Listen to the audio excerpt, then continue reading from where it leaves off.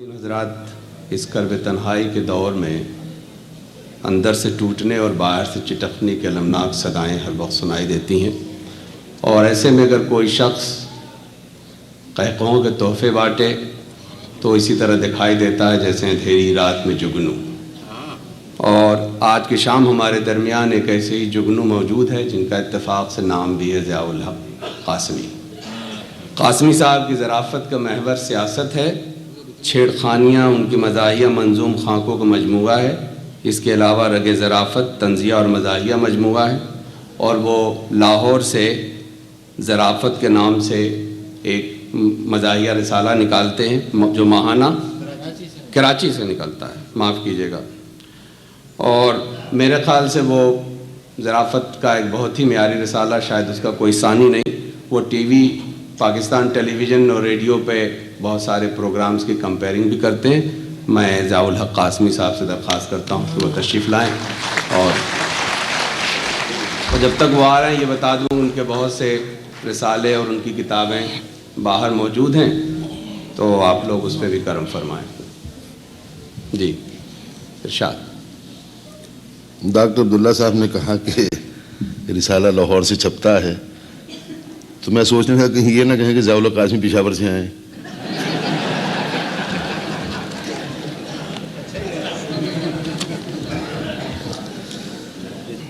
اصل میں ایک چھوٹا سا واقعہ میں ایک مشاعرے میں بیان کر چکا ہوں۔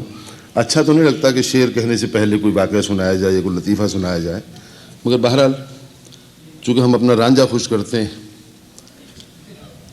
تو کسی نے کہا کہ یہ جو محفلیں ہیں، یہ جو مشاعرے ہیں اور ادبی تقریبات ہیں اور اسٹیج شو ہیں، اصل میں یہ بہانہ ہوتے ہیں آپ سے ملاقات کرنے کا۔ ایک صاحب کسی محلے میں رہتے تھے، ان کے گلی میں سے ایک خاتون گزری، ان کو بہت اچھی لگی۔ اب ان کا دل چاہا کہ ان سے بات کریں، ان کے گھر گئے، بیل دی جا کر۔ وہ خاتون باہر آئیں، انہوں نے کہا کہ میں آپ کا پڑوسی ہوں، آپ کے محلے میں رہتا ہوں، مجھے آپ سے ایک شکایت پیدا ہو گئی، آپ کی بکری میرے پھول کھا گئی۔ اس نے کہا کہ میں نے تو کوئی نہیں بکری پال رکھی۔ تو کہنے میں نے کون سے پھول اگا رکھے ہیں؟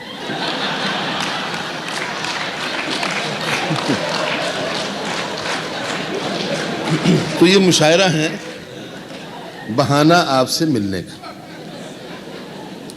اب چند نمکین خطاج، میں کسی شعر کی وضاحت نہیں کروں گا۔ کہا ہے آپ نے آصف کے گھوڑے دودھ پیتے ہیں، کہا ہے آپ نے آصف کے گھوڑے دودھ پیتے ہیں، یہ ایک الزام اس کے ساتھ یوں ہی جوڑ رکھا ہے، وہ کیسے دودھ پلوائے گا اتنے سارے گھوڑوں کو، بہت ترسا ہوا اس نے تو خود بھی چھوڑ رکھا ہے۔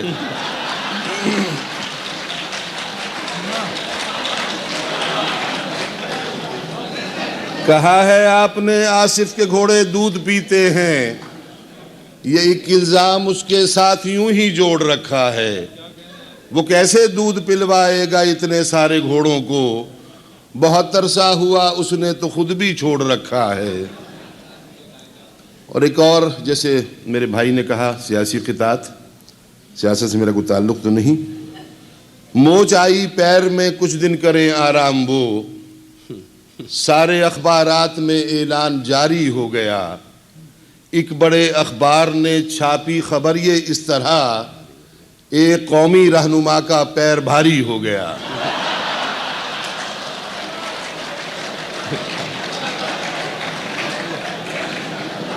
ایک بڑے اخبار نے چھاپی خبر یہ اس طرح، ایک قومی رہنما کا پیر بھاری ہو گیا۔ اور ایک قطعہ ہے کہ آپ کا نام تو ہے کلیم، کوئی کلیم صاحب ہوں تو معذرت کے ساتھ، آپ کا نام تو ہے کلیم، بیوی کا نام ہے نسیم، اس سے بھی معذرت کے ساتھ، آپ کا نام تو ہے کلیم، بیوی کا نام ہے نسیم، بیٹی کا نام پیار میں باد نسیم رکھ دیا، اور بیٹے کا نام رکھتے وقت کچھ بھی نہ سوچا آپ نے، جلدی میں اس کا نام کیوں ضرب کلیم رکھ دیا۔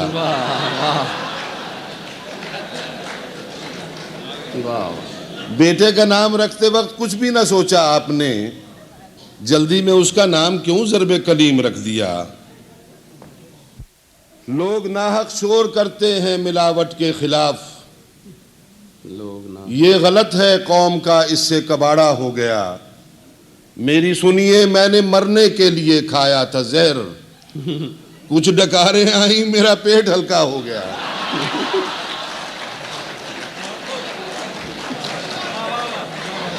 لوگ ناحق شور کرتے ہیں ملاوٹ کے خلاف، یہ غلط ہے قوم کا اس سے کباڑا ہو گیا۔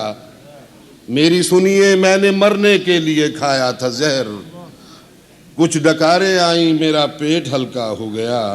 واہ اور صدری پہن کے قوم سے شرما رہا تھا میں، صدری پہن کے قوم سے شرما رہا تھا میں، اچکن پہنتا میں کوئی عبد الودود تھا۔ صدری پہن کے قوم سے شرما رہا تھا میں، اچکن پہنتا میں کوئی عبد الودود تھا۔ لنڈے کی خیر ہو کہ میری لاج رہ گئی، میں ورنہ ہر لباس میں ننگے وجود تھا۔ واہ واہ واہ واہ اچھا لنڈے کی خیر ہو کہ میری لاج رہ گئی، میں ورنہ ہر لباس میں ننگے وجود تھا۔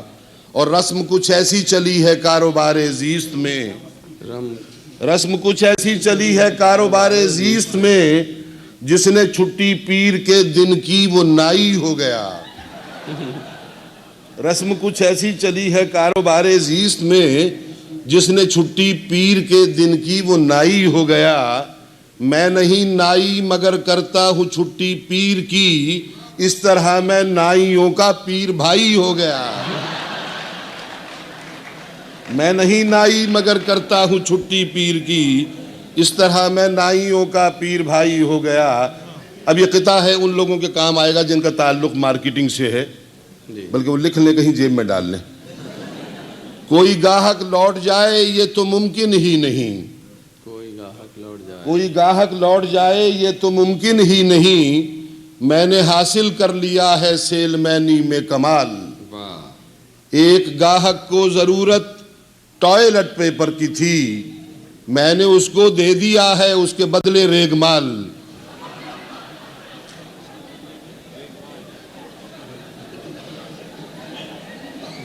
میں نے اس کو دے دیا ہے اس کے پچھلے دنوں اخبار میں پاکستان میں ایک واقعہ شائع ہو رہا تھا۔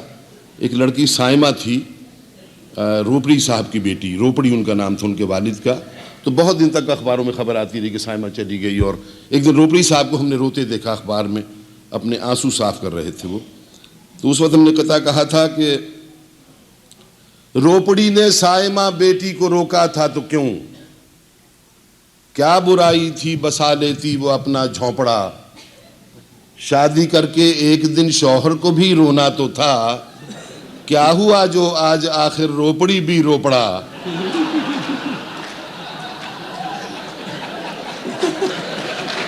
شادی کر کے ایک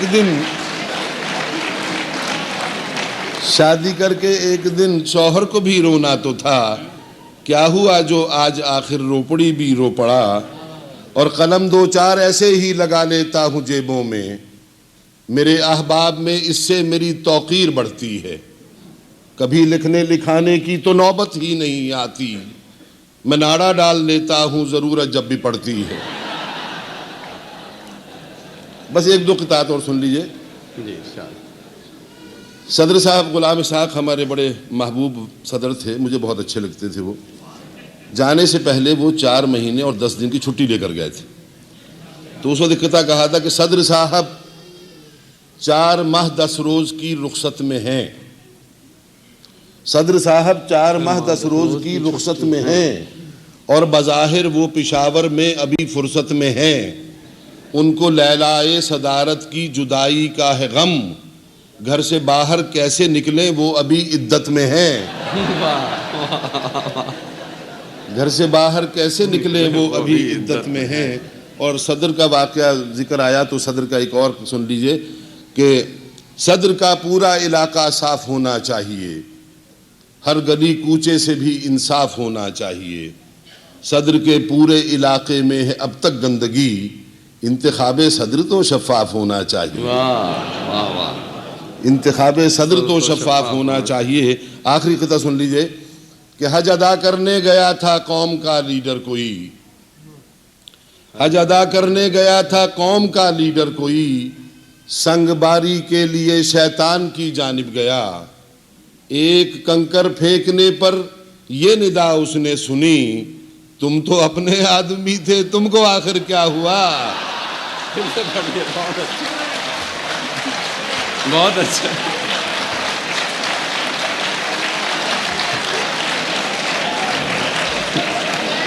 حج ادا کرنے گیا تھا قوم کا لیڈر کوئی، میں بہرحال نہیں تھا جی وہ. حج ادا کرنے گیا تھا قوم کا لیڈر کوئی، سنگ باری کے لیے شیطان کی جانب گیا، ایک کنکر پھینکنے پر یہ ندا اس نے سنی، تم تو اپنے آدمی تھے تم کو آخر کیا ہوا.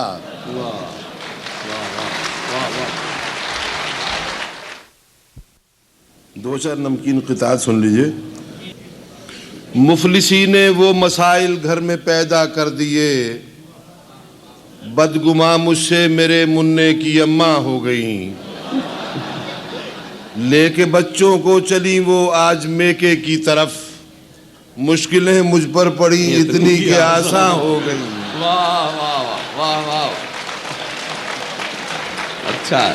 مشکلیں مجھ پر پڑی اتنی کہ آسان ہو گئیں.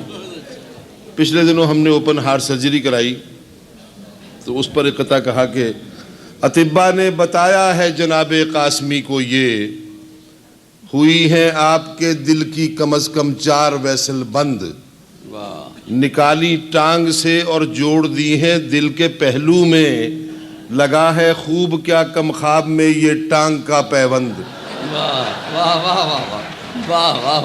لگا ہے خوب کیا کم خواب میں یہ ٹانگ کا پیوند، اور ہے جرم ضعیفی کی سزا مرگ مفاجات، اس جرم میں ہم ہو گئے پہلے سے جمع، اور ہم زیست کے بارے میں ہے غالب کے مقلد، لے آئے ہیں بازار سے جا کر دل و جاں. اور اچھا ہے.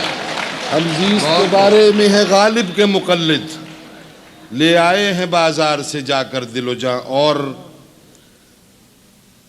پچھلے دنوں ہمارے ہاں آپ کہیں گے سارے واقعات میرے ساتھ ہی پیش آتے ہیں.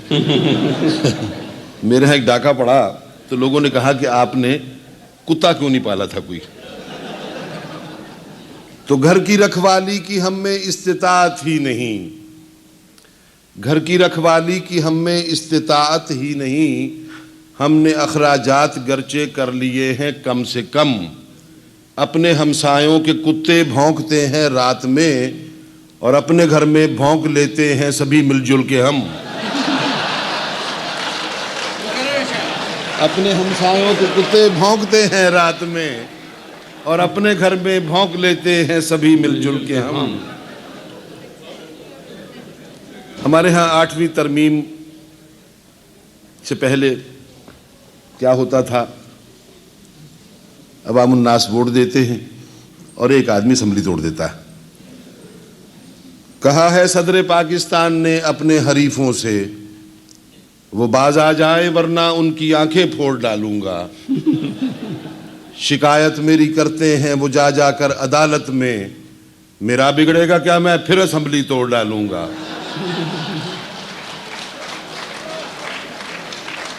میرا بگڑے گا کیا میں پھر اسمبلی توڑ ڈالوں گا. میاں بیوی کا جھگڑا ہو تو طے ہوتا ہے پل بھر میں، سیاسی لوگ ہیں اپنا یہ خود ہی فیصلہ کر لیں.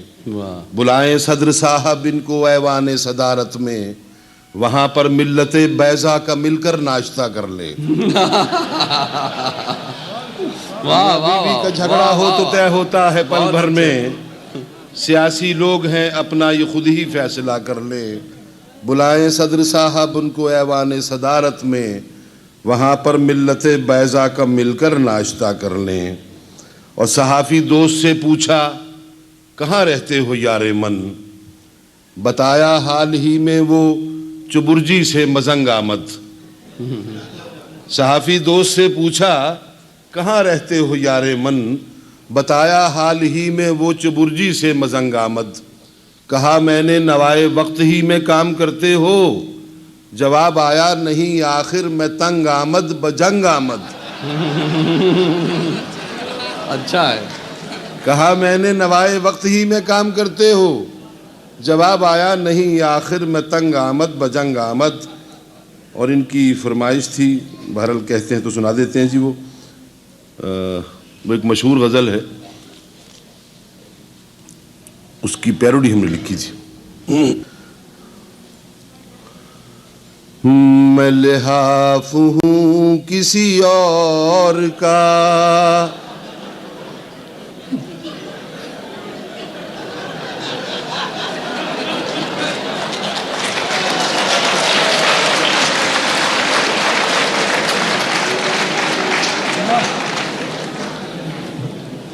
میں لحاف ہوں کسی اور کا، مجھے اوڑھتا کوئی اور ہے.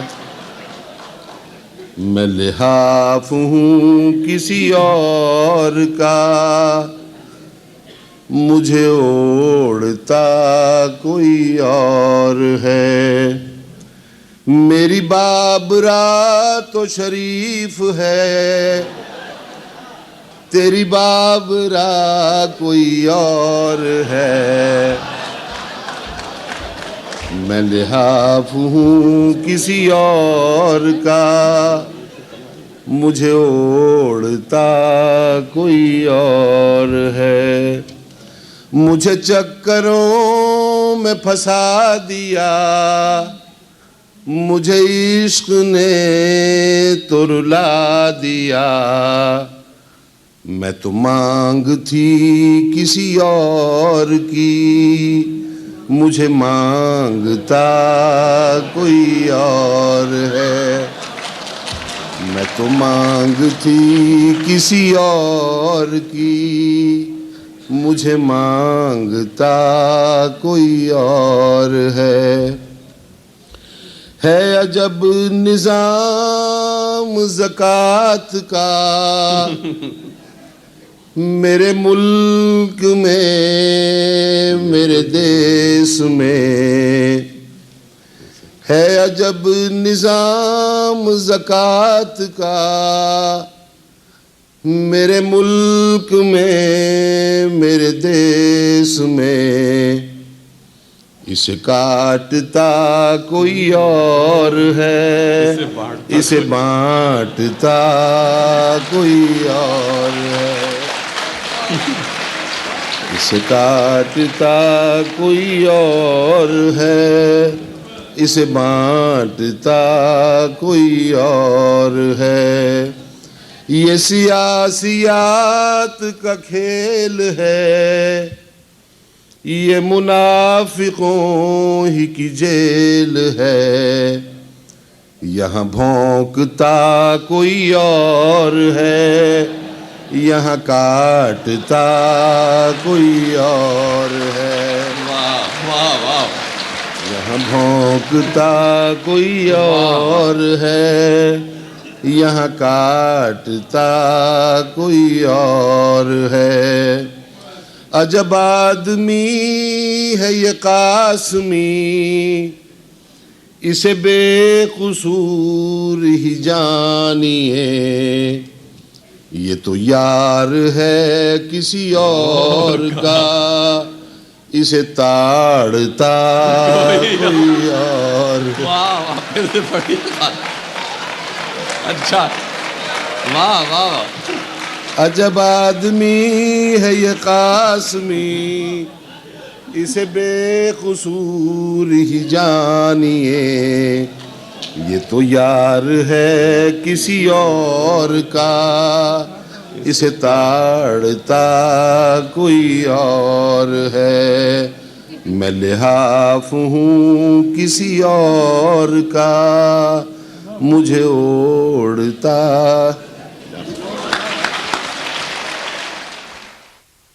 اگر میری پیدائش اس شہر کی ہے امرتسر، جس کا نام ہے سرداروں کا شہر، اور 2-3 سردار جی مجھے یہاں نظر بھی آئے بیٹھے ہوئے.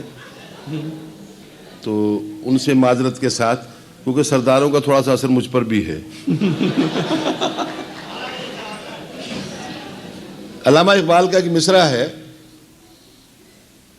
کہ شاید آ جائے کہیں سے کوئی مہمان عزیز، اس میں 3 مصرے میں نے لگائے ہیں کہ ایک سردار جی بیٹھے تھے لنگوٹی باندھے، صرف ٹائی تھی گلے میں، نہ تھا کرتا نہ قمیض، میں نے ٹوکا تو بڑے فخر سے ہنس کر بولے شاید آ جائے کہیں سے کوئی مہمان عزیز۔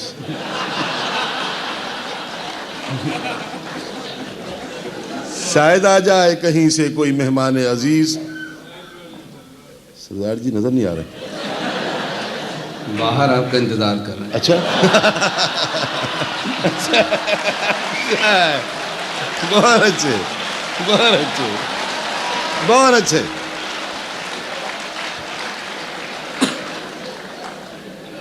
تو سردار جی کا ذکر آیا تو بڑے احترام کے ساتھ ایک چھوٹا سا لطیفہ بھی سن لیجئے۔ 3 آدمیوں کو پھانسی کی سزا ہونی تھی۔ ایک مسلمان تھا، اس سے پوچھا پھانسی لگنے سے پہلے کہ آپ کی کوئی آخری خواہش ہے؟ کہنے لگا سب میں 2 نفل پڑھوں گا میں۔ اسے تختہ دار پہ جب چڑھایا گیا تو وہ تختہ فیل ہو گیا اور میجسٹریٹ نے لکھ دیا کہ یہ آئندہ پیشی پر دیکھا جائے گا۔ اس کے بعد ہندو کی باری آئی، ہندو سے پوچھا کہ آپ کی کوئی خواہش؟ کہنے لگا ہاں میں خیرات کروں گا، غریبوں میں پیسے بانٹوں گا۔ اسے تختہ دار پہ چڑھایا تو تختہ پھر فیل ہو گیا، مجسٹریٹ نے اس پہ بھی لکھ دیا کہ اس کی پیشی آئندہ ہوگی۔ آخری باری سردار جی کی تھی، ان سے پوچھا کہ سردار جی تہاڈی کو آخری خواہش ہے؟ وہ کہنا جی خواہش دی ایسی تیسی، پہلے تختہ ٹھیک کراؤ پہلے۔